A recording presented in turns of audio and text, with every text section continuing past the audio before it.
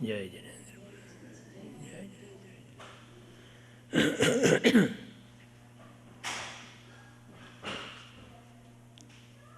આજે રવિવાર તારીખ 1 સપ્ટેમ્બર 2013, કોલંબસ દેરાસર.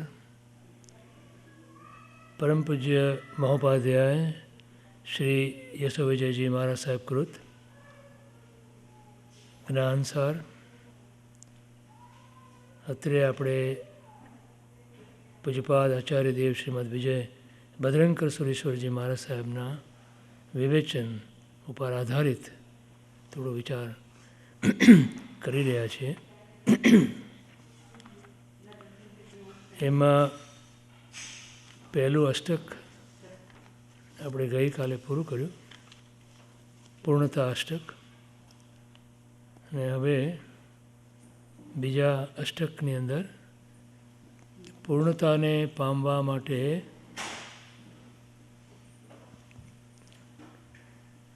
જે જાતની આત્મામાં મગ્નતા જોઈએ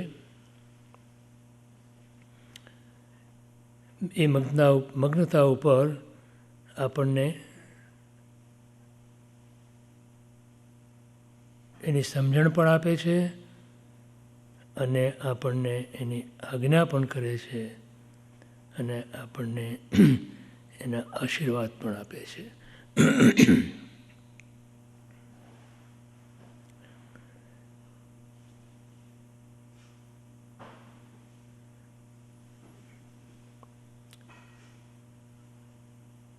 પહેલી ગાથા છે પ્રત્યાહિન્દ્રિય વ્યૂહમ સમાધાય મનોનિજમ દદચ્ચિન્માત્ર વિશ્રાંતિમ મગ્ન ઇત્ય વિધયતે.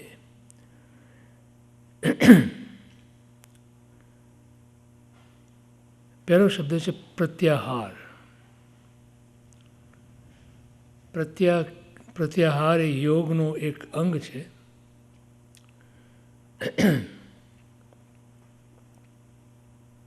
પ્રાણાયામ પછી પ્રત્યાહાર આવે છે.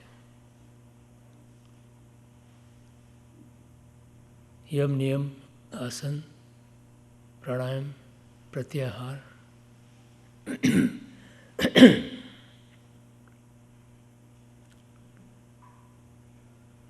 તો ત્યાર પછી જે ધ્યાન અને સમાધિની વાત કરે છે પતંજલિ યોગમાં અને જૈન દર્શનમાં પણ છે.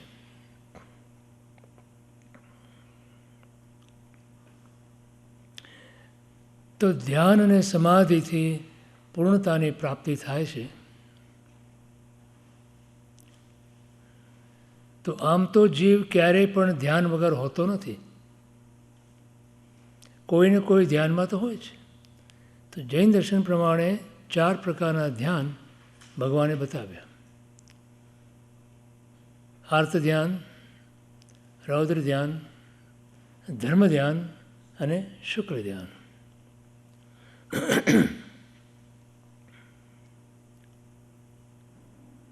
એમાં મોટે ભાગે જીવો આર્ત ધ્યાન અને રૌદ્ર ધ્યાનમાં પ્રવૃત્ત હોય છે. ક્યારેક ધર્મ ધ્યાનમાં. 24 કલાકમાં વિશેષ કરીને જીવ પોતાની શક્તિ જે સીમિત છે એ સીમિત શક્તિને આર્ત ધ્યાન અને રૌદ્ર ધ્યાનમાં પોતે પ્રવૃત્ત થઈ અને જ્ઞાનીના અભિપ્રાય પ્રમાણે એ વેડફી નાખે છે.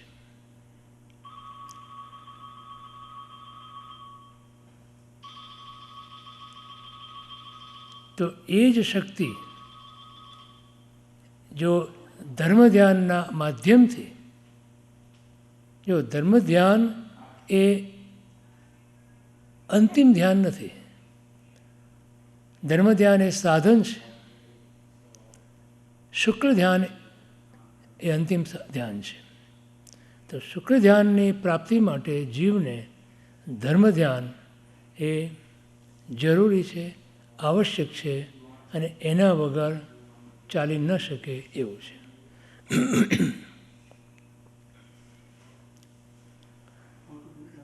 હાજી, હાઉ ટુ ડુ ધર્મ ધ્યાન.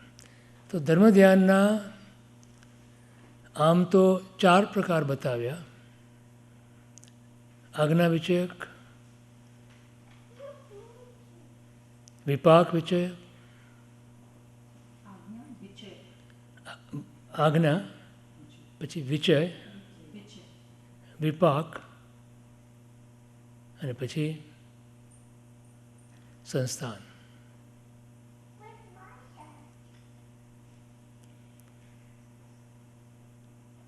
તો આજ્ઞા વિશે એટલે આજ્ઞા કોની આજ્ઞા?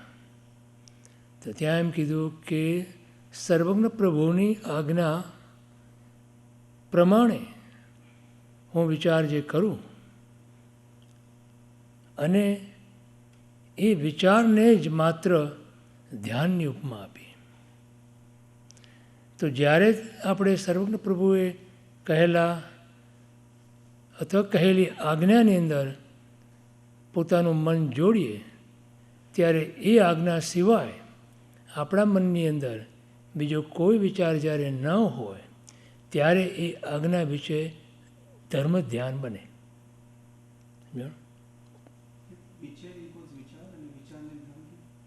હા, આજ્ઞા વિશે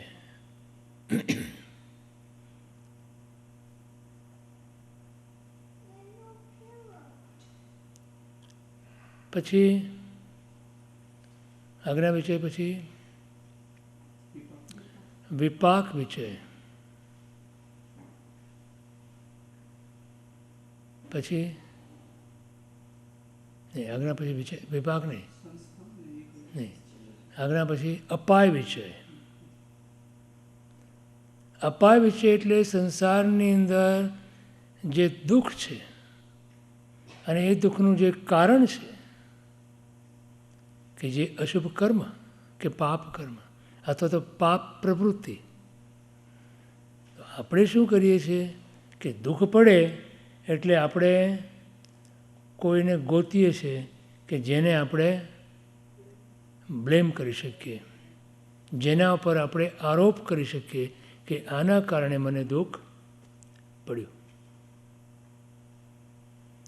તો ભગવાન એમ કહે છે કે અપાય વિશે નામના ધ્યાનની અંદર તું તારા પોતાના અશુભ કર્મોનો વિચાર કર કે તે જે પોતે જ કંઈ કર્યું હશે તો એના ફળ સ્વરૂપે અત્યારે તું દુઃખ ભોગવી રહ્યો છે. માટે હવે તારે એવી પ્રવૃત્તિ ના કરવી, એવી વૃત્તિ અને પ્રવૃત્તિ ના કરવી કે જેને કારણે તને ફરી આવું દુઃખ ભોગવવું પડે. આ જે વિચાર કરવો એને અપાય વિષય કહેવાય.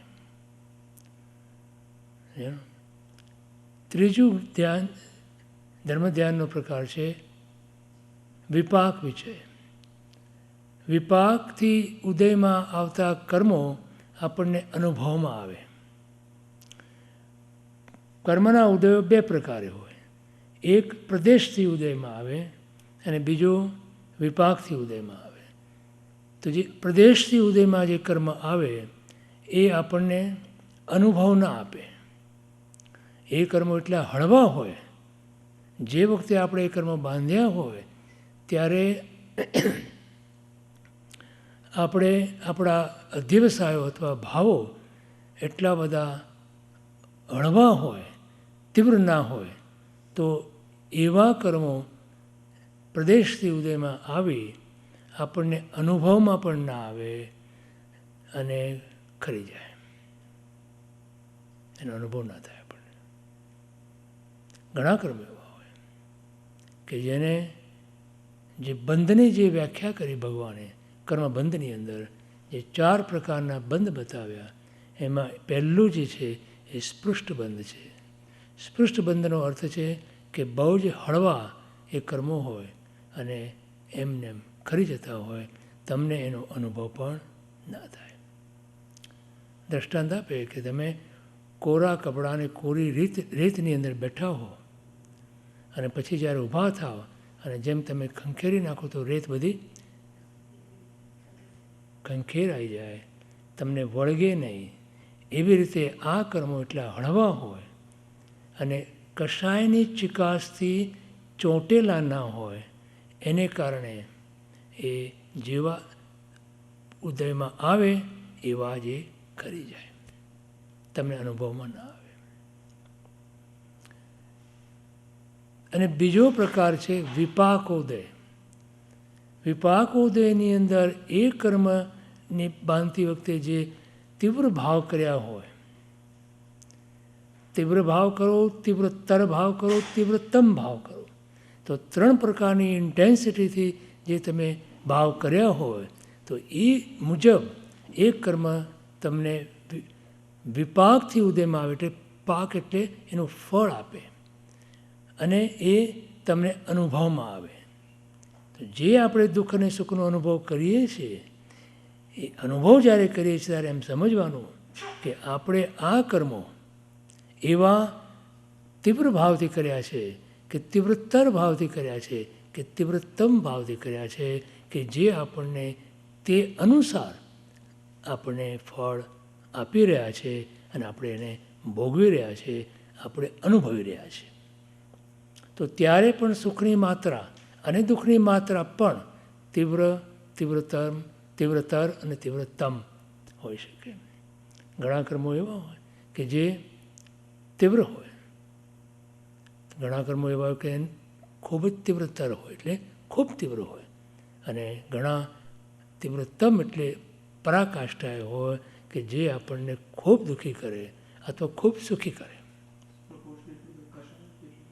તો આ જે છે એ ભાવથી થાય છે. તો ત્યાં ભાવ કયો?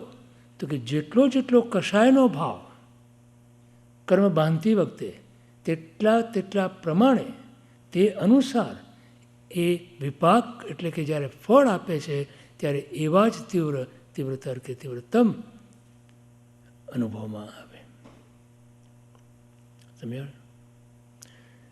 જેટલો કષાયનો ભાવ આપણો હળવો મંદ, એટલા પ્રમાણમાં કર્મ મંદ.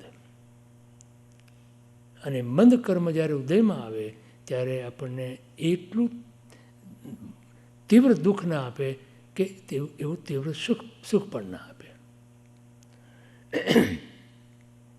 તો જ્યારે આપણે આપણા ભાવ કરીએ, તો માની લો કે આપણે શુભ ભાવ કરીએ છીએ, માનો કે આપણે ભગવાનની ભક્તિ કરીએ છીએ, ત્યારે પણ આપણે જ્યારે એ ભક્તિની અંદર તરબોળ બની જઈએ અને એ વખતે આપણો ભાવ તીવ્રતર અને તીવ્રતમ કક્ષાએ પહોંચે, ત્યારે બાંધેલું જે શુભ કર્મ, એ શુભ કર્મ, એ પુણ્ય કર્મ જ્યારે ઉદયમાં આવે ત્યારે ખૂબ બહોળા પ્રમાણમાં વિશાળતાથી આપણને ભગવાનના માર્ગની અંદર, મોક્ષ માર્ગની અંદર ચાલવા માટેની સાધન સામગ્રી વિપુલ પ્રમાણમાં પ્રાપ્ત થાય. એ જ રીતે કોઈ જીવ પ્રત્યે કરેલો દ્વેષ, એમાં કષાય જેટલા પ્રમાણમાં તમે તીવ્રતર કે તીવ્રતમ રૂપે કર્યા હોય, તો જ્યારે એ ઉદયમાં આવે ત્યારે એ કષાયના કારણે તમને એનું જે ફળ ભોગવવું પડે એ પણ એ રીતે ભોગવવું પડે.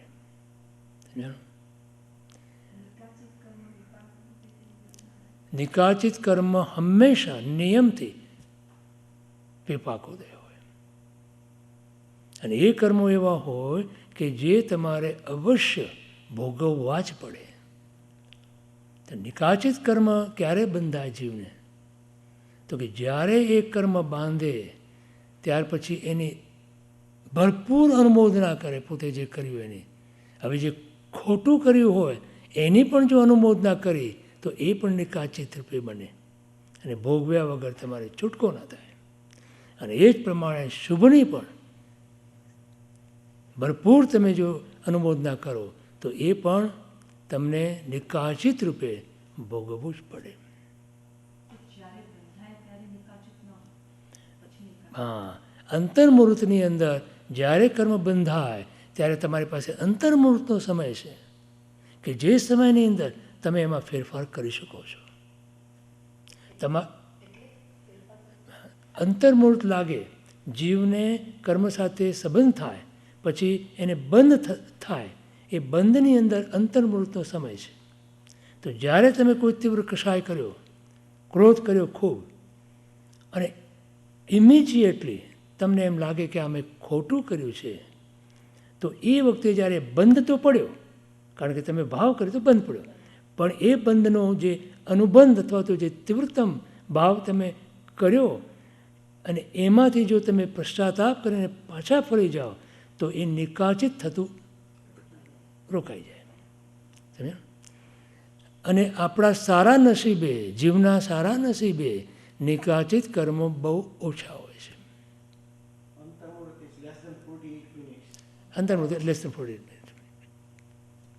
તો આપણે જ્યારે અશુભ ભાવ આપણાથી થઈ જાય, કષાય આપણાથી થઈ જાય, ત્યારે જે તત્પર અથવા તો જેટલા બને તેટલા જલ્દી શીઘ્રતાથી આપણને એનો ખ્યાલ આવે. જો સ્વાધ્યાયનો એક પરિણામ અથવા તો ફળ જો આપણા માટે કોઈ હોય તો આ છે. જો કષાય તો આપણને ઉદયથી થવાના છે, ક્રોધનો પણ ઉદય આવવાનો છે, અને ક્રોધ પણ થવાનો છે, માનનો પણ ઉદય આવવાનો છે, માયાનો પણ ઉદય આવવાનો છે, લોભનો પણ ઉદય આવવાનો છે, રાગનો પણ ઉદય આવવાનો છે, દ્વેષનો પણ ઉદય આવવાનો છે. પણ સ્વાધ્યાયથી આપણે એ સમજીએ, સ્વાધ્યાય સત્સંગ અને શાસ્ત્ર વાંચન અને ભગવાનની વાણીથી આપણે એ સમજીએ છીએ, એ સમજીએ આપણે કે આ જે કરી રહ્યા છીએ આપણે કષાયના ભાવ એ ખોટા છે, આપણાથી થઈ જાય છે ઉદયને કારણે, પણ એ ખોટા છે.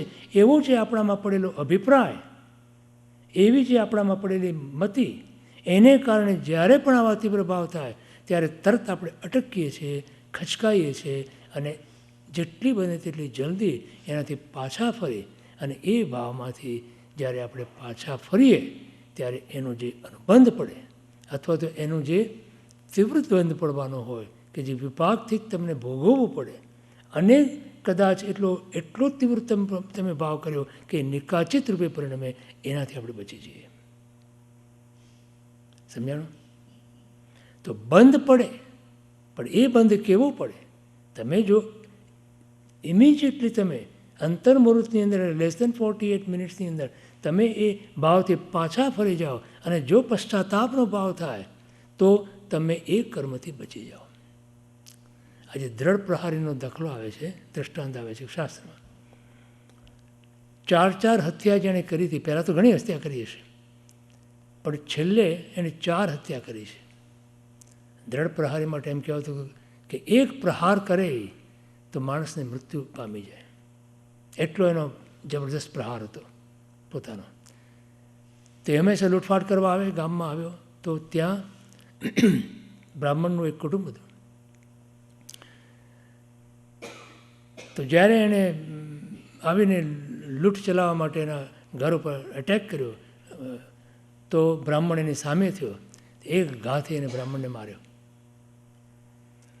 બ્રાહ્મણને માર્યો એટલે બ્રાહ્મણીને પણ એના તરફ ખૂબ દ્વેષ થયો, એટલે એ એના સામે ગઈ તો એની પણ મારી. તો ત્યાં આંગણામાં બાંધેલી એક ગાય હતી, એની વફાદારી જુઓ. એને જોયું કે પોતાના માલિકને અને માલકણને આણે મારી છે, તો એ પણ પોતાનો ખીલો, પોતાનો જ્યાં બંધાણી હતી ત્યાંથી છૂટી જોર કરીને અને ધસી દ્રઢ પ્રહારી તરફ, તો એનો પણ એને વધ કર્યો.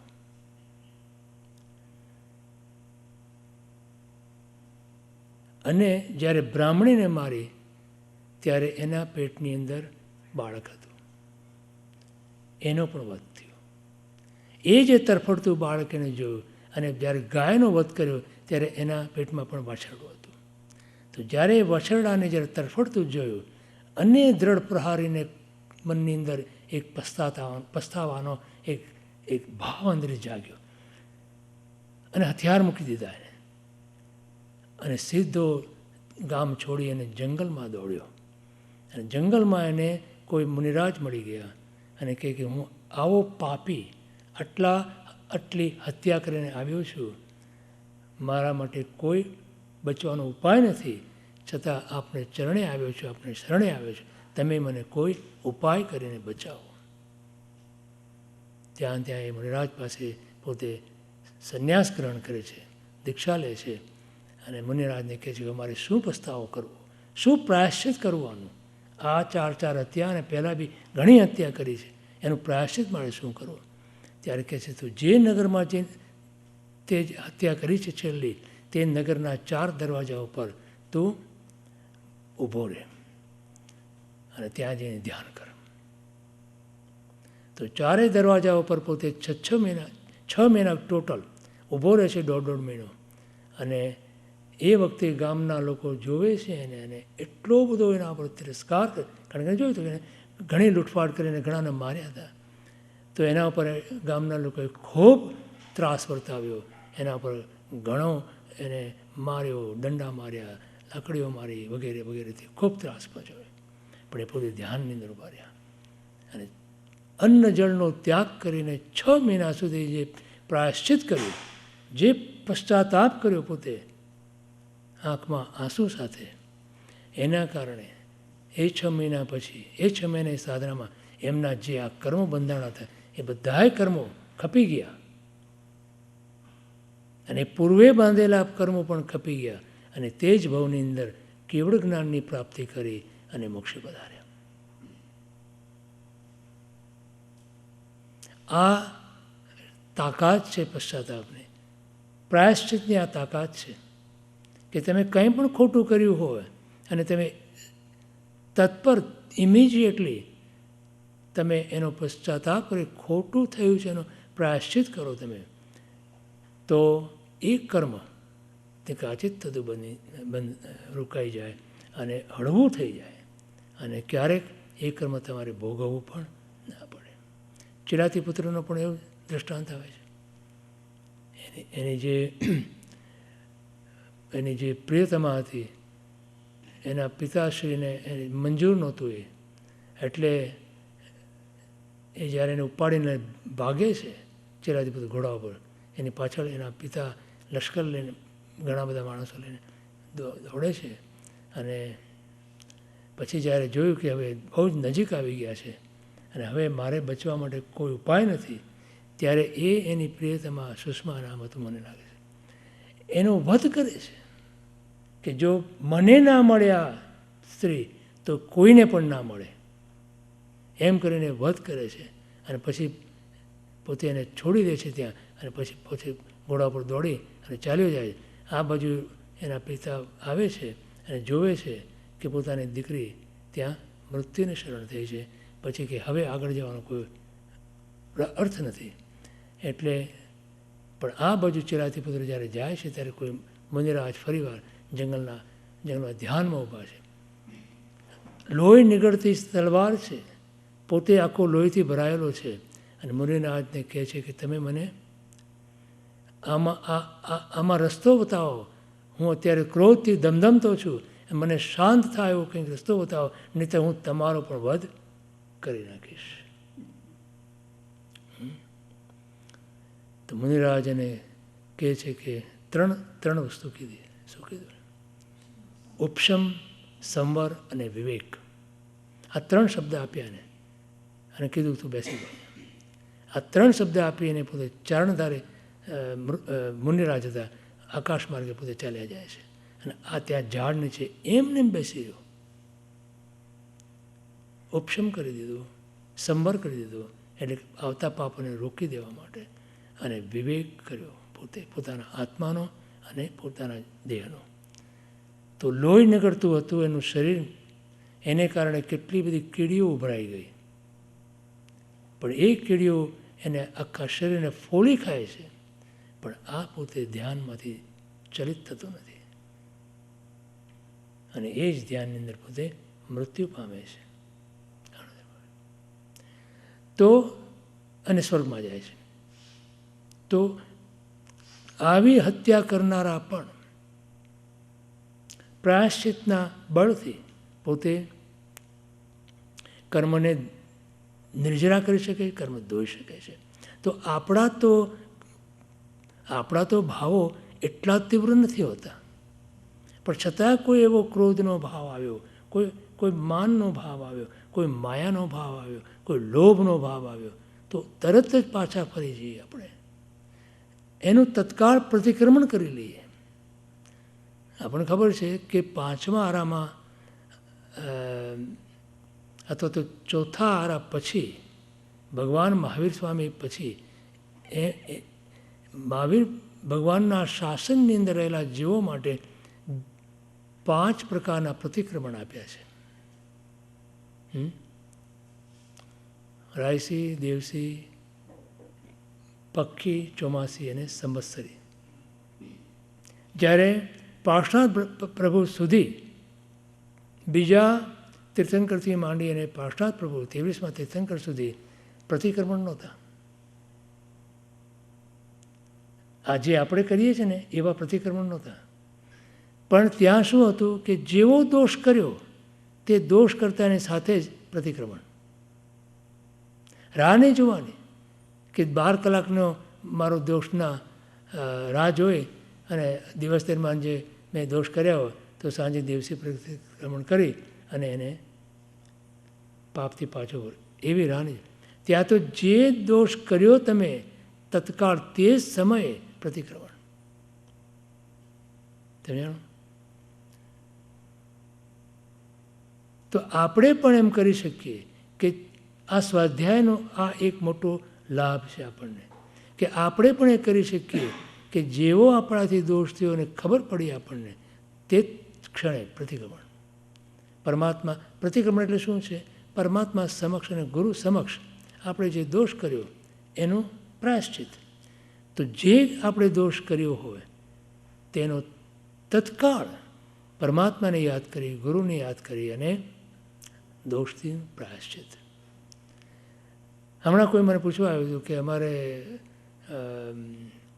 આવી રીતના કશાયો થઈ જાય છે તો પ્રાયશ્ચિત શું કરવું?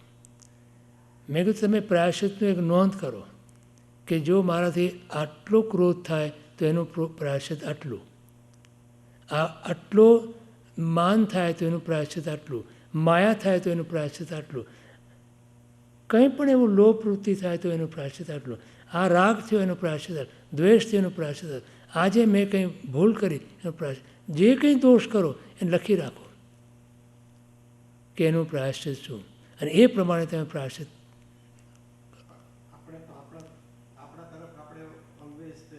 સોફ્ટ કોર્નર હોય. હા, ગુરુ પાસે જઈ શકાય અને એમની ગ્રહા કરી શકાય આપણા દોષોને, ઉત્તમ. પણ ના કરી શકાય તો નિંદા. આત્મસાક્ષીએ, ગુરુ અને ભગવાનની સાક્ષીએ નિંદા, પરમાત્માની સાક્ષીએ, ગુરુની સાક્ષીએ અને આત્માની સાક્ષીએ નિંદા કરી શકો તમે. અને પછી એ બધા દોષોનું એક પોટલું બનાવી અને ગુરુ પાસે જઈને મૂકી દેવાનું. એને ભવ આલોચના કહેવાય.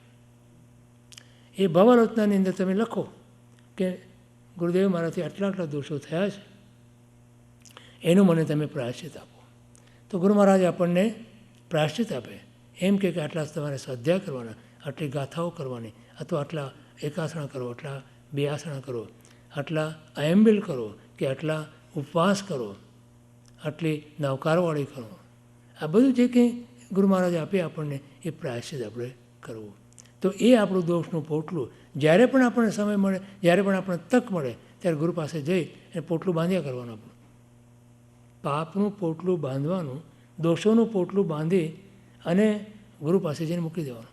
આપણા ઉપરથી ભાર ઉતારી દેવાનો, આપણે ભાર લઈને નહીં ફરવાનો. તો 12 મહિનામાં એકાદ વખત તો તમે જતા હશો હિન્દુસ્તાન, ઇન્ડિયા. હા, એક વખત તો જાઓ ને. તો એ વખતે આ એક નિયમ રાખી દેવાનો, આ એક નિર્ણય કરો કે જ્યારે પણ હું જાઉં ત્યારે આ બધા દોષોને લખતા રહેવાનું. દરરોજ નોંધપોથીમાં લખતા રહેવાનું, આ મારાથી આ દોષ થયો, આ મારાથી દોષ થયો, મારા દોષ થયો, આ ભાવ મને ખોટો ભાવ થયો, વગેરે વગેરે, દુર્ભાવ થયો મને, બધું લખો, લખી રાખો.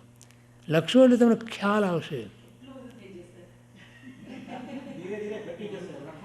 લખવા માંડીએ આપણે, લખવા માંડીએ એટલે ખબર પડે આપણને કે હું આટલા બધા દોષ કરું છું, મારાથી ન થાય આટલા બધા. અમારા મામા હતા ને, તો ક્યાંય બી જાય ને, જો કોઈ કંદમૂળનું હોય ને ક્યાંય, તો એ ના પાડે. અને શું કે એ બંગાળમાં રહેતા, કલકત્તા રહેતા, તો કે ઓમી જૈન, ઓમી જૈન. એટલે હું જૈન છું એટલે મારાથી આ ન ખવાય. આપણે કહીએ ને, આપણે બી કહીએ, આપણે ક્યાંય જઈએ તો કોઈ આપણને કંદમૂળ વગેરેનું કોઈ હોય તો આપણે શું કહીએ કે ભાઈ હું જૈન છું, અમે નથી વાપરતા બધા. તો હવે આપણે શું કરવાનું? દોષ થાય એટલે ઓમી સાધક, ઓમી સાધક. સાધકથી આ દોષ ન થાય, સાધકે આ દોષ કરવાનો નહીં, અને થઈ જાય ધારો કે તો પ્રાયશ્ચિત. હવે એ તમે કરો તો ધીમે ધીમે તમારા within very short period of time તમારા દોષોનું પ્રમાણ એટલું બધું ઘટી જશે કે તમને પોતાને આશ્ચર્ય થશે કે કેવો જાદુ થયો, ચમત્કાર થાય. બોલો. આપણે ખ્યાલ ઘણી વાર એવો ન આવે કે અમે દોષ કર્યો છે, આપણને એમ થાય કે ઇટ્સ નોર્મલ. બરાબર. એટલે સ્વાધ્યાય ઇઝ હેલ્પફુલ.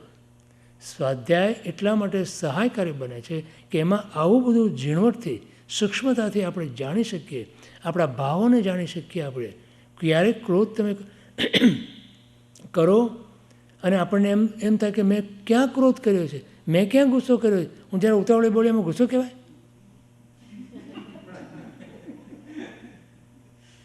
તો એને માટે આપણને આપણા દોષ ન દેખાતા હોય એ સ્વાભાવિક છે. જેમ ભાઈએ કીધું એમ આપણે we have soft corner against towards અસ.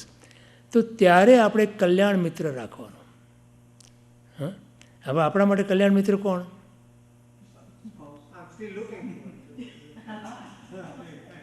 આપણા માટે હવે હું તો નહોતી, 2 જણ રહ્યા ઘરમાં.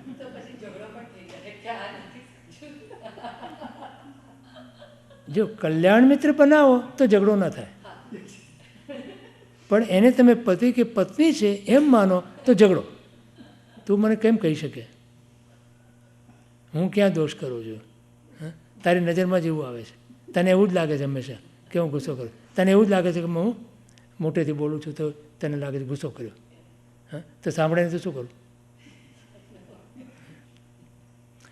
તમે કહ્યું આપણે 2 માણસ ઝઘડતા હોય, અમે 1-2 ફૂટનું અંતર હોય 2 વચ્ચે ઝઘડતા હોય ત્યારે, પણ એ લોકો દે શાઉટ ખરું. 2 જણ ઝઘડતા હોય ત્યારે મોટેથી બોલે, હે ને? કેમ? એમ 2 ફૂટ દૂર બેઠો છે તો નહીં સાંભળે? કેમ મોટેથી બોલે? તમે જોયું છે ને, જ્યારે તમે ગુસ્સામાં હો અને ઝઘડતા હોય ત્યારે તમે મોટેથી બોલો. You are shouting at each other. તમે શાઉટ ક્યારે કરો? કે જ્યારે કોઈ વ્યક્તિ દૂર હોય ત્યારે. બરાબર? વ્યક્તિ નજીક હોય તો જેમ વ્યક્તિ નજીક એમ તમે કે 2 પ્રેમીઓ જ્યારે ભેગા થાય ને ત્યારે દે વિસ્પર, રાઈટ? યાદ છે ને?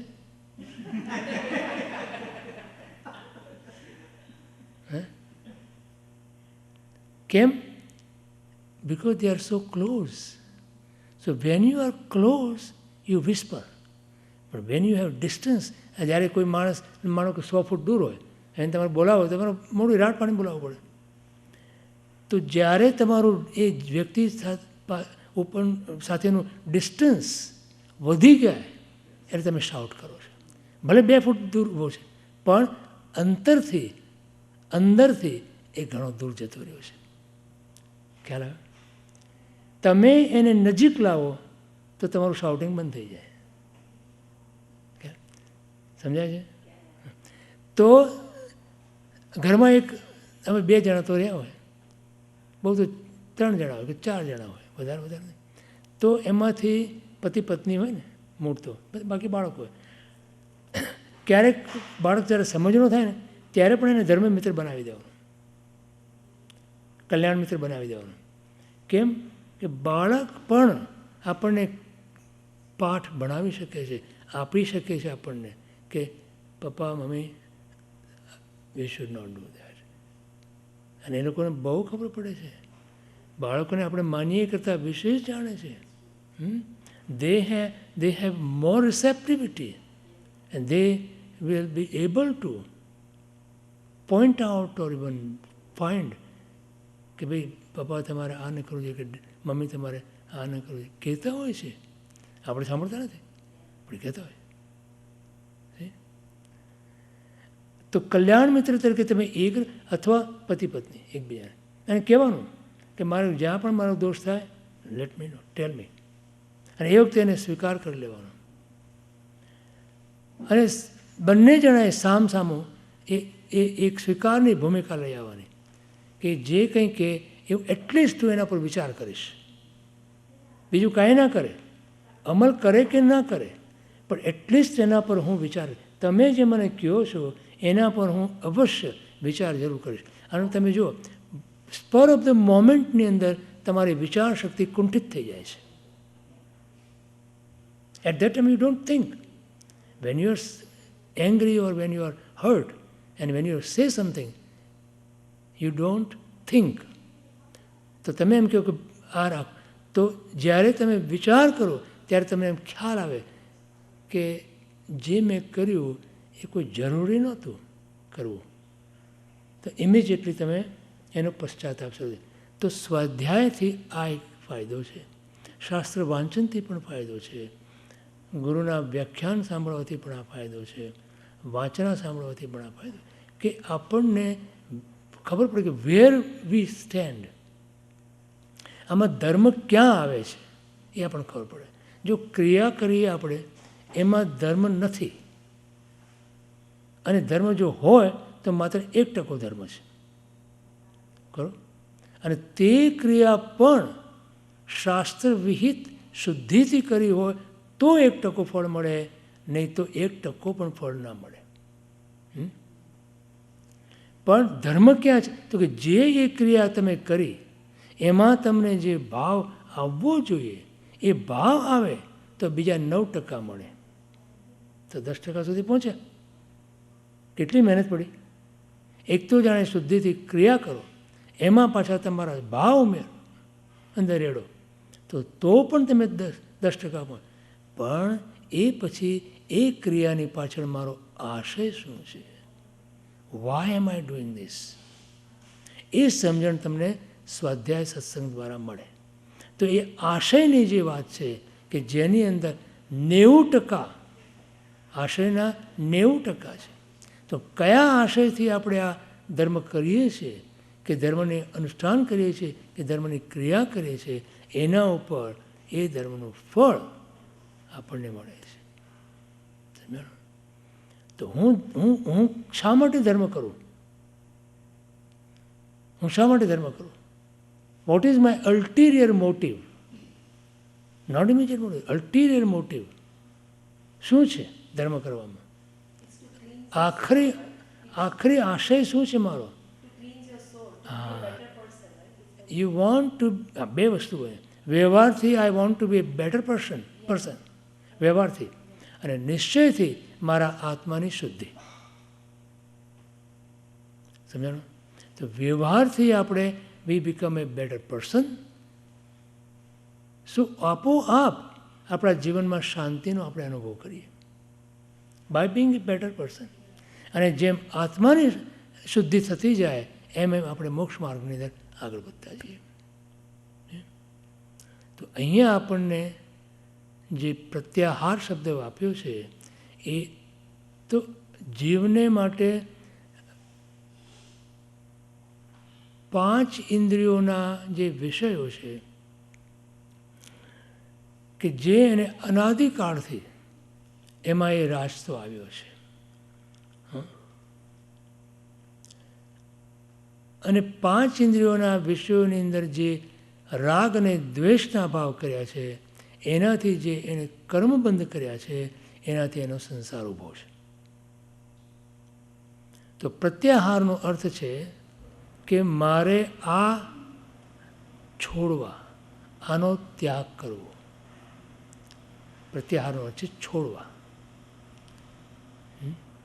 તો જો હું આ છોડું તો જ અત્યારે આપણી મગ્નતા શેમાં છે?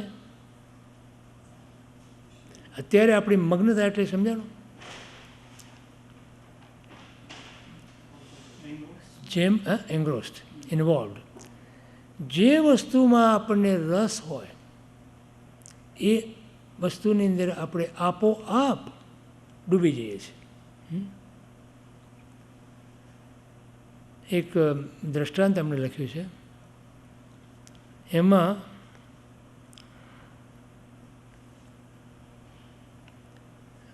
વાચસ્પતિ અને ભામતી. વાચસ્પતિ નામના મહાન લેખક થઈ ગયા, પોતે ગ્રંથકાર હતા મોટા. એ પોતાના લેખન કાર્યને એટલા બધા ડૂબ્યા રહેતા હતા, એનો એમને જબરજસ્ત રસ, લીન એમાં રહેતા હતા. એમને ન તો ખાવાનું ભાન રહે, ન તો પીવાનું ભાન રહે, કાંઈ ભાન નહોતું. તો એક વખતે લખતા લખતા રાત પડી ગઈ એમાં, અને તો એમની પત્ની હતી, એ આવીને દીવો પ્રગટાવે છે. તો દીવો પ્રગટાવે એમનું ધ્યાન ગયું. તો કહે છે કે અડધી રાતે, આટલી રાતે આ કોણ સ્ત્રી મારા ઘરમાં છે? અને લગ્ન કરે એમને 17-18 વર્ષ થયા હશે. કેટલા? 16 વર્ષ. 16 વર્ષ આવે છે. 16 વર્ષ થયા હતા. તો એમને થાય કે આ કોણ સ્ત્રી આ રાતે મારા ઘરમાં આવે છે? તો પૂછે છે, તો કે તો બેન કોણ છે તું? તો કે હું તમારી પત્ની છું. તો એ પત્ની એમને ખાવાનું આપે, પીવાનું આપે, એમને બધી જ સગવડતાઓ સાચવતી, પણ આ પોતાના લેખન કાર્યમાં એટલા મગ્ન હતા કે એમને બીજી કોઈ વસ્તુનું ભાન નહોતું. પણ આ મગ્નતા કઈ કહેવાય? મગ્નતા બે પ્રકારની, એક ભાવમગ્ન અને એક દ્રવ્યમગ્ન. આ દ્રવ્યમગ્ન કહેવાય. સમજાણું? તમે ધનાદિ વિશેષ અથવા સંપત્તિ એની અંદર તમે ડૂબ્યા રહો, એ દ્રવ્યમગ્નતા છે એક પ્રકારની. શરીરના સુખાકારીમાં તમે ડૂબ્યા રહો તો પણ એ દ્રવ્યમગ્નતા છે. અને તમે જ્યારે તમારા આત્માના ગુણોમાં ડૂબો, એ ભાવમગ્નતા છે. સમજાણું? એટલે આપણે મગ્ન થઈ શકીએ છીએ. કહેવાનો શું અર્થ છે અહીંયા મહોપાધ્યાયજીનો? કે આપણે મગ્ન થઈ શકીએ છીએ. પછી એક સંત હતા, તો એક વખત ભોજનમાં બેઠા હશે, તેમની પત્નીએ ભોજન પીરસ્યું, તો રાડ પડીને ઉઠ્યા કે આમાં સબરસ કેમ નથી? મીઠું નિમક કેમ નથી? એને એમની પત્ની હસતા હસતા કહે છે કે આજે તમારો હરિરસ ખૂટ્યો છે એટલે તમને સબરસ યાદ આવે છે, બાકી મેં ક્યારેય બી તમારી રસોઈમાં મીઠું નાખ્યું જ નથી. તો આચાર્ય મહારાજ જેમ કહે છે ને કે તમે ખાવા બેસો તે પહેલાં એનો વિચાર નહીં કરો, ખાધા પછી એનો વિચાર ન કરો, અને ખાતી વખતે તમારે કોઈ સ્તવનાની પંક્તિ, કોઈ સ્વાધ્યાયના પદાર્થો, એમાં તમારું મન ડૂબેલું રાખો, મગ્ન રાખો, તો તમે શું ખાઓ છો એની પણ તમને ખબર ન હોય. તમે ખાધા પછી તમને કોઈ પૂછે શું ખાધું આજે, તો તમને ખબર ના હોવી જોઈએ.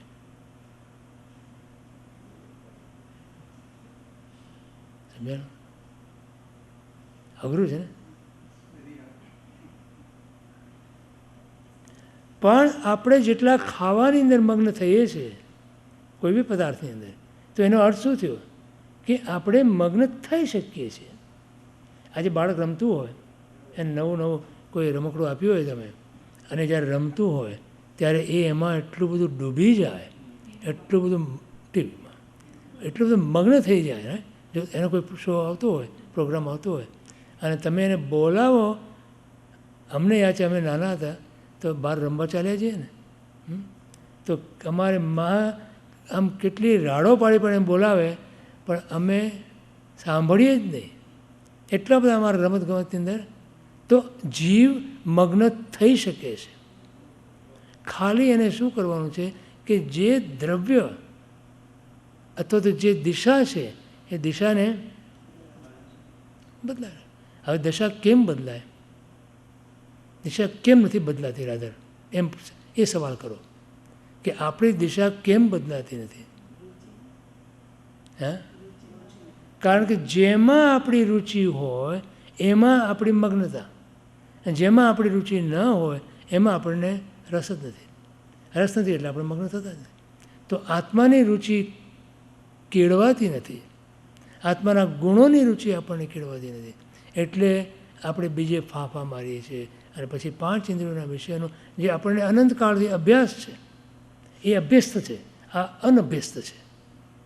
આત્માના ગુણો આપણા માટે અનભ્યસ્ત છે, એનો ક્યારેય બી આપણે અભ્યાસ કર્યો નથી. અને આ બધા 5 ઇન્દ્રિયોના વિષયો અભ્યસ્ત છે, એટલે એમાં વાર નથી લાગતી આપણને એમાં જતા. જે વસ્તુનો આપણને ખૂબ અભ્યાસ હોય એમાં જતાં આપણને વાર ન લાગે. જે વસ્તુનો આપણને અભ્યાસ નથી એમાં જવાનું કઠિન પડે. તો એનો અભ્યાસ ધીમે ધીમે વધારવાનો. એ કેવી રીતે વધે? હા, તો એ માટે સ્વાધ્યાય, સત્સંગ, ભક્તિ અને ધર્મના અનુષ્ઠાનો, એમાં થોડી થોડી રુચિ કેળવવી. આજે સામાયિક કરવા બેસીએ ને આપણે, અનુષ્ઠાન છે ખરું. તો સામાયિક હું શા માટે કરું છું? સામાયિકથી મને શું ફાયદો, શું લાભ? કારણ કે એમાં સમ આય શબ્દ છે. આયનો અર્થ છે લાભ. તો હું આ જે ક્રિયા કરું છું એમાં મને શું લાભ છે? બરાબર, ક્રિયા કરી લીધી મેં, સૂત્ર બોલી લીધા, મોપોતીના આમ તેમ કરીને પડી લીધી. મેં ઘણી વખત મોપોતી પડતા જોયા જ લોકોને.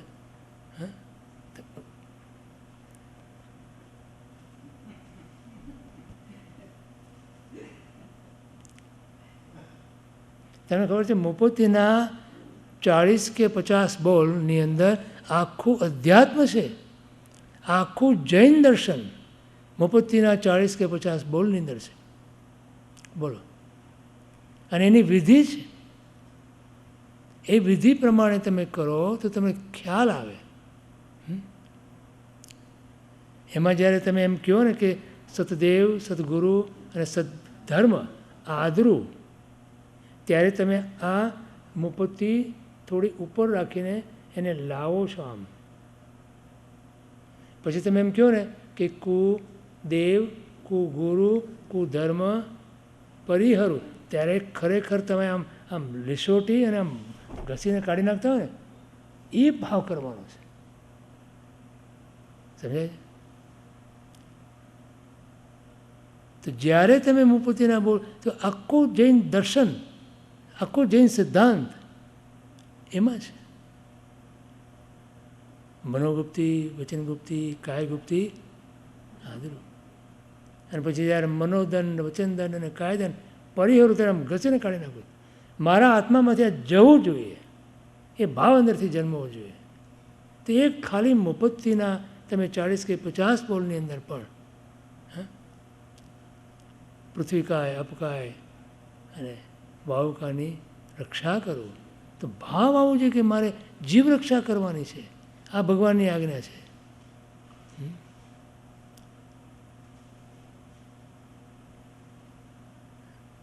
જૈણા કરવાની છે. તો એકેન્દ્રિય જીવની જૈણા કરવી કે દયા પાડવી એ આપણો ધર્મ છે. તો સામાયિક માત્ર કરવામાં ખાલી મુપત્તિના બોલની અંદર પણ તમને આખો આખો ધર્મ મળી જાય. આ કરવાથી, જો આ કરવાથી તમને ખ્યાલ આવે કે આજે કોઈ જીવની વિરાધના મારાથી થઈ જાય તો મને એક પ્રાયશ્ચિતનો ભાવ જાગે અંદર. તમે જ્યારે એમ કહો કે પૃથ્વીકા, આપકાને, વાવકાની રક્ષા કરો, ત્યારે કોઈ પણ પાણીના જીવો હોય, કોઈ પણ વનસ્પતિના જીવો હોય, એ બધા જ જીવો પ્રત્યે આપણને એક પ્રકારનો દયાનો ભાવ જાગે. વાવકાય, વનસ્પતિકાય અને ત્રસકાયની જૈણા કરો. તો જૈણા એટલે જાગૃતિનો ભાવ આવે કે મારે ક્યારેય બી કોઈ જીવ પ્રત્યે કોઈ વિરાધના મારાથી થઈ જાય તો મને ખટકવી જોઈએ. તો આ મુપત્તિના બોલ માત્ર આટલા 6 બોલની અંદર પણ આખી જીવ દયા આવી ગઈ, સમસ્ત જીવ રાશિ આવી ગઈ. ખ્યાલ આવે? તો જ્યારે પણ ભલે આપણાથી થવાની, આજે ગ્રસ્ત તરીકે આપણે માત્ર એકેન્દ્રિય જીવની તો દયા પાડી શકવાના છીએ જ નહીં, અને ત્રસ્ત જીવમાં પણ નિરપરાધી ત્રસ્ત જીવોની આપણે દયા પાડી શકીએ, અપરાધી ત્રસ્ત જીવોની દયા આપણે પાડી શકતા નથી. છતાં પણ એ જીવો પ્રત્યે આપણને દયાનો ભાવ અંદર જાય.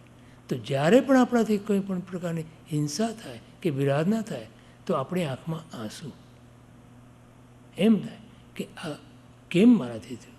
તો એ જે પ્રાયશ્ચિતનો ભાવ આવે એ તત્કાળ એટલે ઇમિડિયેટલી તમારામાં આવી શકે છે. આ ધર્મ છે. તો હું સામાયિક કરું તો સામાયિક કરીને જો મારામાં સમતાનો ભાવ ન જાગે, સમ આય સમતા આવવી જોઈએ. હવે જો સામાયિક કરી મેં ક્રિયા તો કરી મેં આમાં કરીને ક્રિયા કરી લીધી, સામે પછી 48 મિનિટની ધ્યાન અત્યારે નોકરી ગણો તો એમાં ચિત્ત તો ક્યાંય હોય, કંઈ વાંચન કર્યું, ફલાણું કર્યું, ઢીકણું કર્યું, આ કર્યું, તે કર્યું. સામાયિક મારી થઈ કરી નાખી, સામાયિક કરી એને નાખી દીધી તો એને ખાઈ જ જાય. સામાયિક નખાઈ જ જાય, નખાઈ જાય એટલે ખ્યાલ આવે ને શું એનો ફાયદો તો કંઈ થયો નહીં. ક્ષમતા તો એક ઘડી પણ આવી નહીં. આ 2 ઘડી આપણે બેઠા હોય ને ત્યારે જરાક આમ કાયાથી અને કદાચ વચનથી આપણે ક્ષમતામાં રહીએ છીએ.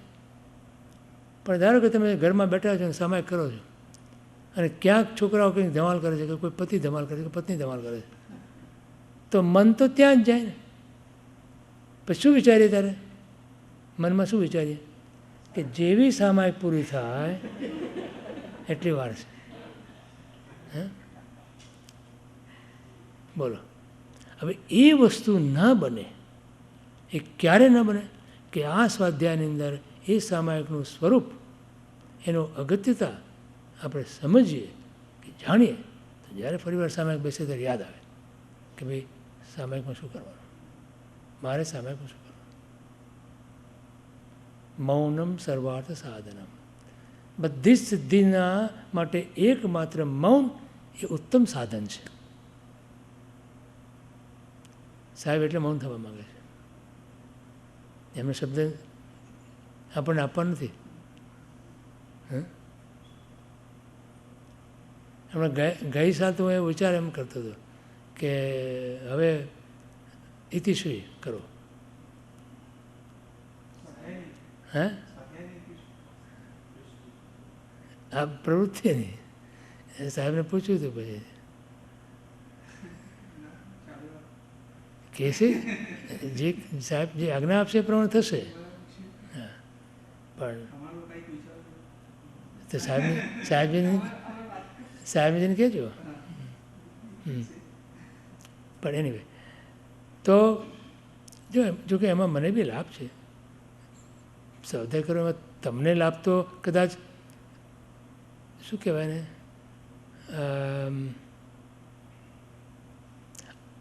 આનુષંગિક હશે. તમને જે લાભ થાય છે એ આનુષંગિક કહેવાય. હે ઇટ્સ સાઈડ બેનિફિટ. તમને જે લાભ થતો હશે એ તમને જે લાભ થાય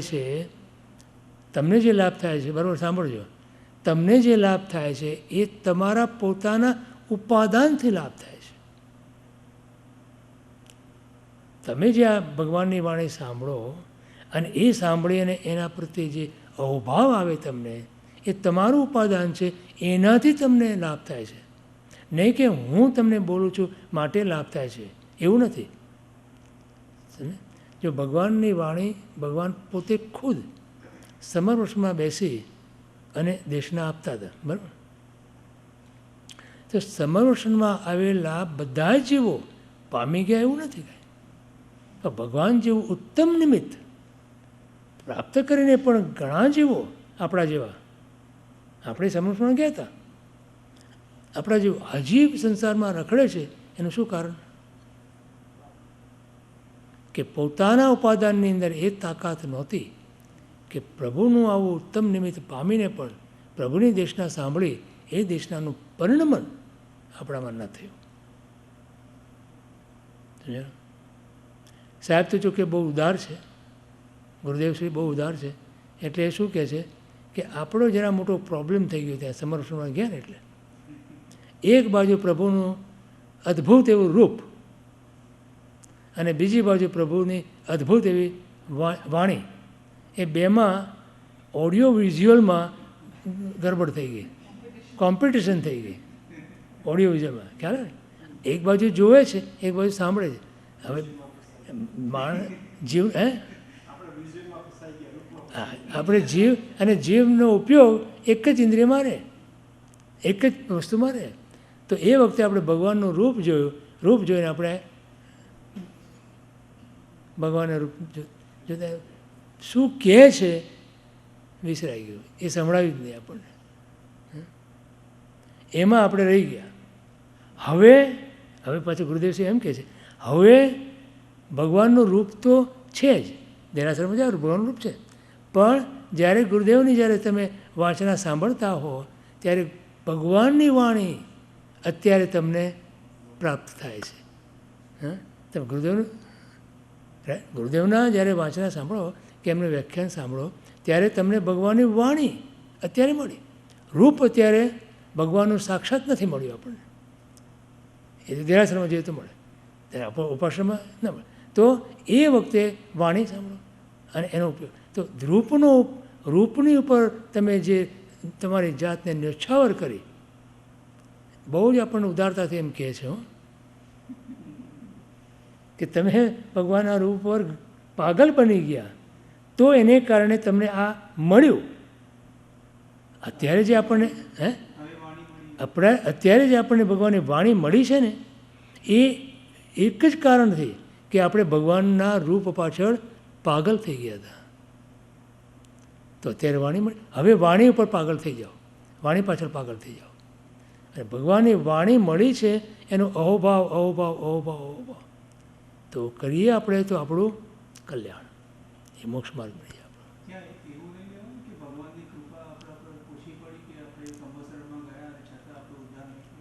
જો વરસાદ વરસતો હોય અને કોક લોક ભીનો થાય અને કોક જો રેનકોટ પહેર્યો હોય અને માથે છત્રી રાખી હોય તો એક ટીપું વરસાદનું એને અડે, સ્પર્શે નહીં, તે ભીનાશ નથી આવવાની. તો આપણે શું કર્યું, સમર્પણમાં ગયા હતા પણ છત્રી લઈને ગયા અને રેનકોટ પહેરીને ગયા, તો શું તમને સ્પર્શે? ભગવાનની વાણી તો વરસતી હતી બધા ઉપર એક સરખી, 34 ગુણથી યુક્ત પ્રભુની વાણી તિર્યંશ પણ સાંભળે, દેવો પણ સાંભળે અને મનુષ્યો પણ સાંભળે. એક માત્ર ન સાંભળી શકે નારકીના જીવો, પણ ત્રણેય ગતિના જીવો સાંભળી શકે છે અને ત્રણેય ગતિના જીવો પામી શકે છે. આજે દેવો પણ ઘણા દેવો સંકિતની પ્રાપ્તિ કરે છે, તિર્યંશ ગતિમાં રહેલા જીવો પણ સંકિતની પ્રાપ્તિ કરે, ભગવાનની વાણી સાંભળે, મનુષ્ય પણ કરે, પણ બધા નથી કરતા. તો બધા કેમ નથી થતું, બધાને કેમ નથી થતું? તો આપણો અભિગમ ત્યાં એવો છે કે આપણે ભગવાનનું રૂપ જોવાને બદલે, ભગવાનની વાણી સાંભળવાને બદલે સમપ્રસરણની શોભાની અંદર આપણે ડૂબી ગયા. હવે દેલવાડા તમે જાઓ ને, દેલવાડા જાઓ તો શું જોવો છો? તમે નથી ગયા?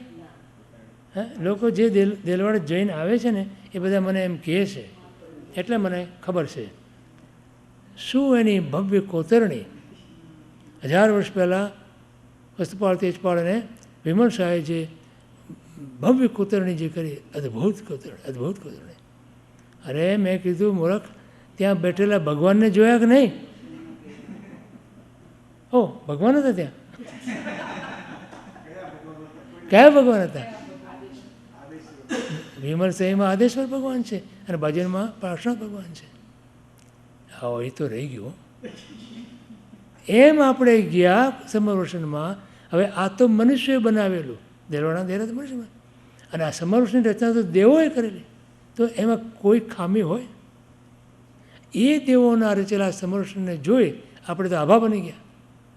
અને પછી જોતા રહ્યા આ બાજુ ભગવાન દર્શના આપે છે, ભગવાનને જોવાનું ભૂલી ગયા અને દેશના સાંભળવું પણ ભૂલી ગયા.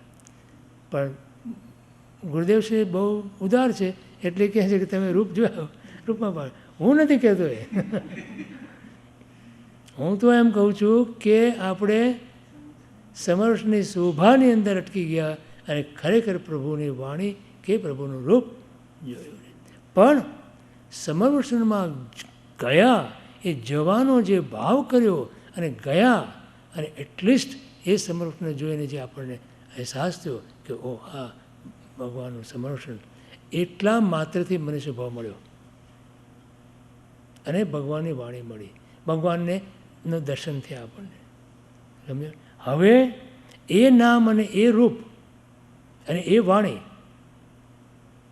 એનો પૂરેપૂરો લાભ આપણે જો ના લઈએ તો આપણો મનુષ્ય ભાવ જે મહાદુર્લભ છે, હજી આપણને ખબર નથી હોય દુર્લભતાની, સાંભળીએ છીએ આપણે એની દુર્લભતાનું, પણ આપણને હજી એનો જે પૂરેપૂરો અંદરથી શ્રદ્ધાપૂર્વકનો જે વિશ્વાસ છે એ નથી. બોલો, એની આપણને કિંમત નથી. બોલો, કેટલી કિંમત ચૂકવીને આપણે આ મનુષ્ય દેહ મળ્યો છે.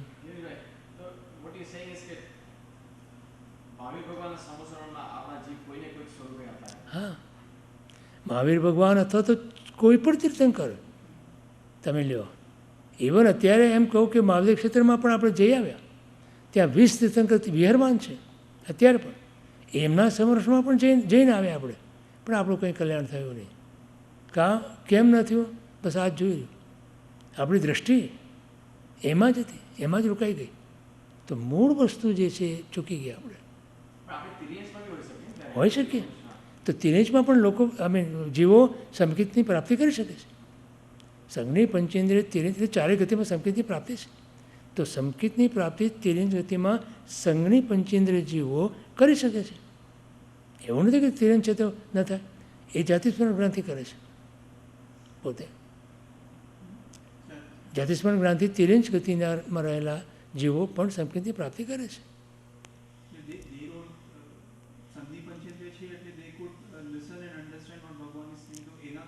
એના દ્વારા બી કરે છે અને પોતાની જાતિસ્મરણ ગ્રંથ પર પોતે તિરેજ ગતિ કેમ પામ્યો એ તો જાતિસ્મરણ ગ્રંથિ એને ખબર પડે. તે આટલા મેં પાપ કર્યા અને હું તિરેજ ગતિમાં આવ્યો, એનો પશ્ચાતાપ થાય છે અને ત્યાં એને પ્રભુ પ્રત્યેનો જે અહોભાવ જાગે છે, સમય દર્શનની પ્રાપ્તિ થાય છે. બની શકે છે.